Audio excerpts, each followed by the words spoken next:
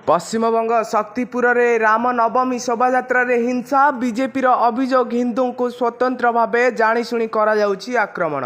पुणी पश्चिमबंग रे हिंसा देखा मिली। पश्चिमबंग रे विभिन्न समय रे राम नवमी शोभायात्रा रे दंगा हेबा सह हिंसा देखा मिले। एबे पुणी पश्चिमबंग मुर्शिदाबाद रे एभली घटना सामना को आसी। बुधवार संध्या रे मुर्शिदाबाद जिलार रेजीनगर शक्तिपुर अंचल रे रामनवमी शोभायात्रा रे संघर्ष और हिंसा करा जायछि, जेउथिरे किछि लोक आहत मध्य होइछन्ति। अभियोग अनुसार रामनवमी शोभायात्रा जाउथुवा बेले किछि लोक छात उपरे रही पत्थर माड़ करथिले। परिस्थिति उत्तेजना परे पुलिस लाठीचार्ज करने आरंभ करथिला। सेपटे बीजेपी अभियोग करिछि पश्चिमबंग रे एभली काम हेबा किछि नुआ कथा नुहे।